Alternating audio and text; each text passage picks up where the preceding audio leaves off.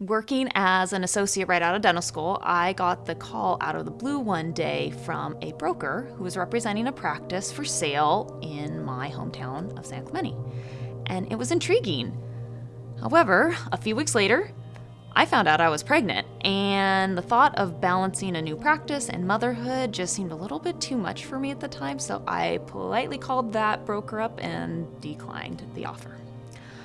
However, a few weeks after that, while at a routine ultrasound appointment, I got some of the worst news that an expecting mother could ever get.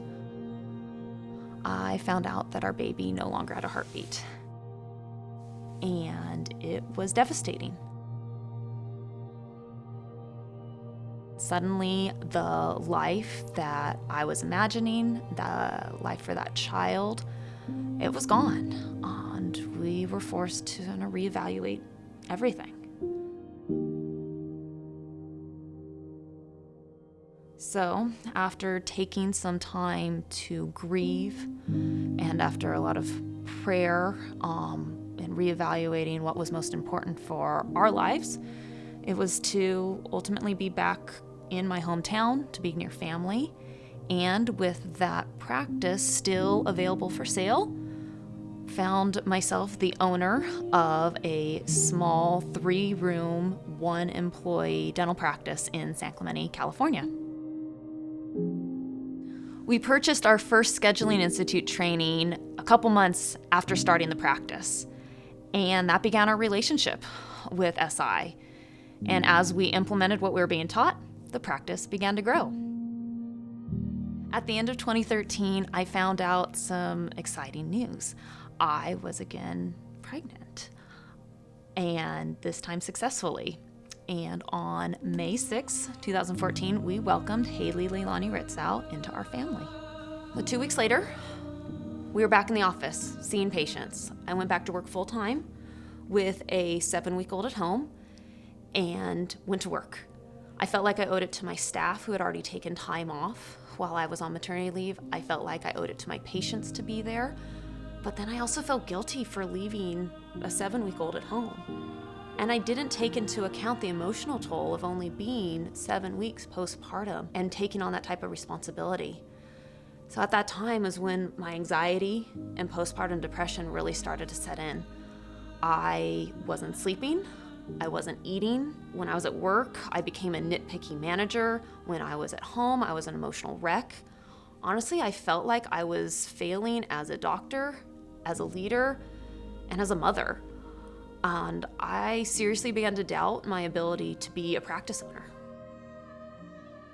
So just a few months after having Haley, after attending the 5X Summit, I realized I had some choices to make because the work-life balance or lack thereof just wasn't sustainable. And we had to make a choice to either sell the practice entirely or fully lean into everything that we were being advised to do and invest in the practice in order to grow it so that it wasn't fully dependent on me. So that next year really became about investing in the practice, investing in our team. We joined at 5X. We upped our engagement. We doubled our number of on-site trainings that year. We invested in sending our team to the U. Corey and I committed to going to seminars, workshops, wealth mastery, cash flow management, really trying to soak in everything we were being taught so that our practice could grow to the point that it wasn't fully dependent on me. And by 2016, we hired our associate, Dr. Livingston, and formed our first official leadership team, allowing the strength of others to grow the practice bigger than we could do on our own. I don't think I can compare my previous experience as an associate with my experience now with Dr. Ritzau. It is completely different. My previous office experience, there was no growth. Morale was really low. There were not the patients to support multiple doctors. I didn't have the direction that I was looking for. No one was willing or wanting to coach me. Dr. Ritzau is definitely somebody that I would consider more of a mentor. Being new out of hygiene school, you don't really get the whole avenue of how to be, I guess, a clinical hygienist. And I think that's where Dr. Ritzau really shined through and kind of showed me the ropes of how to work in a practice, what it takes to be a great hygienist. I think moving forward with the team that we have, we can accomplish our goals that initially we would have thought about being out of reach almost. In 2016, we were at the U and we were projecting our goals for 2017 for the big year. We came up with a goal of $2.3 million, which we felt was kind of scary, but I was excited for it nonetheless. Just as Jay announced that 2017 was going to be the big year, I found out some exciting news myself. I was pregnant with my second child. So 2017 was literally going to be big for me. This also meant that the leadership team was going to have to step up in big ways if this pregnancy, a maternity leave, and everything after was going to be different this time around. So we set an ambitious goal for 2017 to increase our practice collections by $500,000. The challenges being, I'm not going to add any additional doctor time, not adding any additional space, and factoring in an ample maternity leave for myself so that I could be at home with my baby.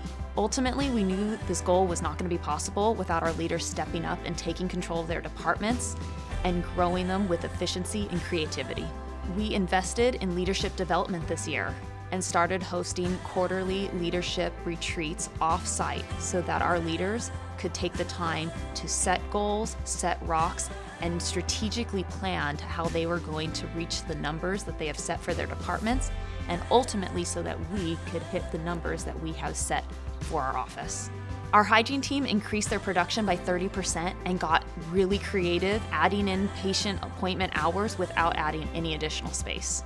Our back office improved appointment efficiency through videoing and timing processes. Our front office developed training processes for our new hires and increased our capacity for new patients, allowing us to see more new patients in 2017 than any other year by 20%. While I was on maternity leave, the leaders took on planning our first ever patient appreciation party, where we were able to give away over $10,000. And then in November, our leaders also took on planning our first day of charity dental work, hosting our first ever Smiles for Freedom event, giving away over $44,000 worth of free dental work to local veterans. This year was not without significant challenges.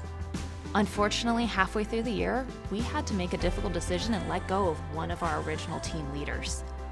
Our hygiene team leader, Megan, experienced a traumatic event while in attendance at the Route 91 mass shooting in Las Vegas.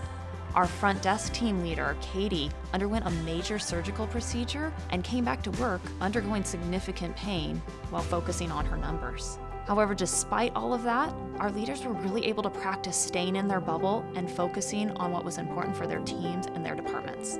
This year, our leaders really stepped up and allowed their departments to shine. During my maternity leave, not only did the practice survive, it thrived, surpassing goals that we had set for that time. One of the things that stands out to me in this journey was back in 2014 when I was at my lowest. I attended a semi-private day with Jay. And after reviewing my story, looking at my strengths, looking at my Colby, Jay, you looked me in the eyes and you said, I trust you.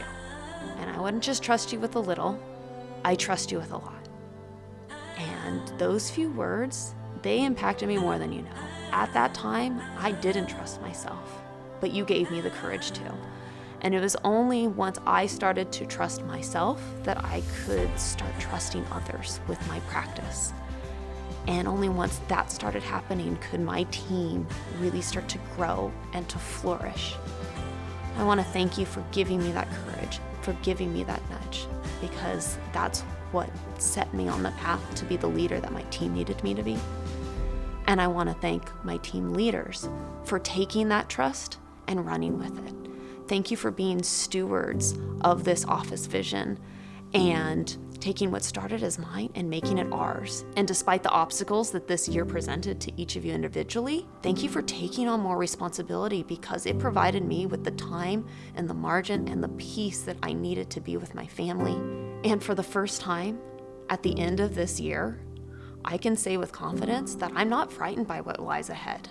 I'm not scared of what lies around the corner because I know that we have a team that can do more than what I can do on my own and has allowed me to dream bigger than ever before.